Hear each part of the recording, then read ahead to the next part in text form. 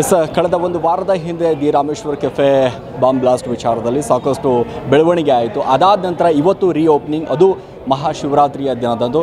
So ಇದೀಗ ನಮ್ಮ ಜೊತೆಗೆ ಚಕ್ರವರ್ತಿ ಸುಲಿಬಲ್ ಸರ್ ಇದ್ದಾರೆ, ಅವ್ರನ್ನ ಮಾತಾಡ್ತಾ ಹೋಗೋಣ. ಸರ್, ಇವತ್ತು ಶಿವರಾತ್ರಿ ದಿನದಂದೇ ದಿ ರಾಮೇಶ್ವರ್ ಕೆಫೆ ಬ್ಲಾಸ್ಟ್ ಆಗಿರುವಂಥ ವಿಚಾರದಲ್ಲಿ ಮತ್ತೆ ಈಗ ರೀಓಪನಿಂಗ್ ಆಗ್ತಾ ಇದೆ ಸರ್, ಅದ್ರ ಬಗ್ಗೆ ಏನು? ಒಂದು ತುಂಬ ದೊಡ್ಡ ಸಂದೇಶವನ್ನು ಕೊಡ್ತಾ ಇದ್ದಾರೆ ಅಂತ ನನಗನ್ಸುತ್ತೆ. ಆರಂಭದಲ್ಲಿ ಇಲ್ಲಿ ಬಾಂಬ್ ಬ್ಲಾಸ್ಟ್ ಆದಾಗ ಅನೇಕರು ಹೇಳಿದರು ಶ್ರೀರಾಮ ಮಂದಿರದ ಇನಾಗರೇಷನ್ ಇವರು ತುಂಬ ಗ್ರ್ಯಾಂಡಾಗಿ ಸೆಲೆಬ್ರೇಟ್ ಮಾಡಿದರು, ಆ ಕೋಪ ಭಾಳ ಜನರಿಗಿತ್ತು, ಅದಕ್ಕೆ ಬ್ಲಾಸ್ಟ್ ಮಾಡಿದರು ಅಂತ.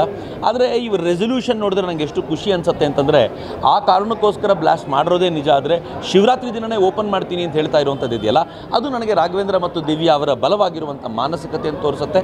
ಹೀಗಾಗಿ ಯಾರು ಬಾಂಬ್ ಬ್ಲಾಸ್ಟ್ ಮಾಡಿದ್ದಾರೋ ಅವರಿಗೆ ಒಂದು ಕಪಾಳ ಮೋಕ್ಷ ಇದು. ವಿ ಡೋಂಟ್ ಕೇರ್ ಯು, ನಮಗೆ ಯಾರು ತೊಂದರೆಗೊಳಗಾಗಿದ್ದಾರೋ ಅವ್ರ ಬಗ್ಗೆ ಅಷ್ಟೇ ಆತಂಕ ಇದೆಯಾ ಹೊರತು ನಿಮ್ಮಂಥವ್ರು ನಾವು ಕೇರ್ ಮಾಡೋದಿಲ್ಲ ಅನ್ನೋಂಥ ಒಂದು ಮೆಸೇಜನ್ನು ಇವತ್ತೇನು ರಾಮೇಶ್ವರಂ ಕೆಫೆ ಕೊಟ್ಟಿದೆ. ಅದಕ್ಕೋಸ್ಕರ ಇಡೀ ಸಮಾಜದ ಜನ, ಬೆಂಗಳೂರಿನ ಜನ ಜೊತೆಯಾಗಿ ನಿಲ್ಲಬೇಕಾಗಿರುವಂಥ ಅಗತ್ಯ ಇದೆ ಅಂತ ನನಗನ್ಸುತ್ತೆ.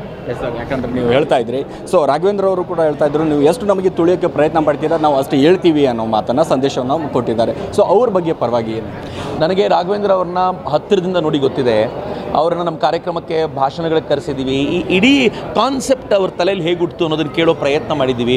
ಅವರೊಳಗಿರುವಂಥ ಉತ್ಸಾಹ ಇದೆಯಲ್ಲ, ಜೀವಂತಿಕೆ ಇದೆಯಲ್ಲ, ಅದು ಆರುವಂಥದ್ದಲ್ಲ, ಒಂದು ಪ್ಯಾಷನ್ ಇದೆ ಅವರಿಗೆ, ನಾನು ಈ ಬಿಸ್ನೆಸ್ನ ಮಾಡಬೇಕು ಅಂತ. ಹೀಗಾಗಿ ಇವತ್ತು ಕರ್ನಾಟಕದ ಅಥವಾ ದೇಶದ ಒಂದು ಬೆಸ್ಟ್ ನೆಟ್ವರ್ಕ್ ಆಗಿ ಅವರು ರಾಮೇಶ್ವರಂ ಕೆಫೆಯನ್ನು ಡೆವಲಪ್ ಮಾಡಲಿಕ್ಕೆ ಅವ್ರಿಗೆ ಸಾಧ್ಯ ಆಗಿದೆ.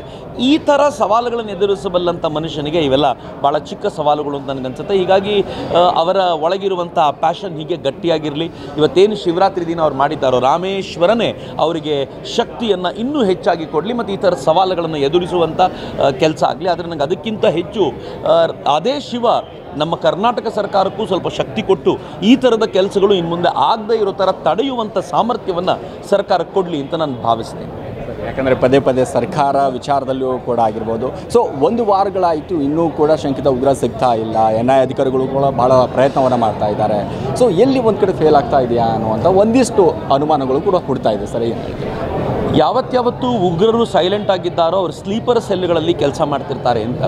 ರ್ಯಾಡಿಕಲ್ ಮುಸ್ಲಿಮ್ಸು ಅವ್ರು ಯಾವತ್ತೂ ಸುಮ್ಮನಿರುವಂಥ ಮಂದಿ ಅಲ್ಲ, ಏನಾದರೂ ಮಾಡ್ತಾನೆ ಇರ್ತಾರೆ. ಆ ಸ್ಲೀಪರ್ ಸೆಲ್ಗಳು ಈಗ ಅವರಿಗೆ ಒಂದು ಜೀವ ಸಿಕ್ಬಿಟ್ಟಿದೆ. ಸ್ಲೀಪರ್ ಸೆಲ್ಗಳು ಇಷ್ಟು ವರ್ಷಗಳ ಕಾಲ ಒಂದು ನೆಟ್ವರ್ಕನ್ನು ಡೆವಲಪ್ ಮಾಡಿರ್ತಾರೆ, ಎಲ್ಲೋಗಿ ಉಳ್ಕೋಬೇಕು, ಹೇಗೆ ಮಾಡಬೇಕು. ಆ ಶಂಕಿತ ಉಗ್ರ ಅಂತ ನಾವೇನು ನೋಡ್ತಾ ಇದ್ದೀವಿ, ಆತ ಎಲ್ಲೆಲ್ಲಿ CCTV ಕ್ಯಾಮ್ರಾಗಳಿಲ್ಲ ಅಂತ ಮೊದಲೇ ನೋಡಿಟ್ಕೊಂಡಿದ್ದಾನೆ, ಅವುಗಳಿಗೆ ತಕ್ಕಂತೆ ಅವ್ನು ಓಡಾಟ ನಡೆದಿದೆ. ಇವೆಲ್ಲವನ್ನು ನೋಡುವಾಗ ನನಗೆ ಅನ್ಸುತ್ತೆ ದೇ ವರ್ ವೆಲ್ ಪ್ರಿಪೇರ್ಡ್. ಹೀಗಾಗಿ ಅವ್ರನ್ನ ಹುಡುಕೋದು ಸ್ವಲ್ಪ ತಡ ಆಗ್ಬೋದು. ಆದರೆ NIA ಮಧ್ಯೆ ಬಂದಿರೋದ್ರಿಂದ definitely I am sure NIA ಅವನನ್ನು ಪಾತಾಳಕ್ಕಾದರೂ ಹೊಕ್ಕಿ ಅಲ್ಲಿಂದ ಹೊರಗೆ ತರುತ್ತೆ ಅಂತ ವಿಶ್ವಾಸ ಇದೆ. ಪ್ಲಸ್ ಕರ್ನಾಟಕ.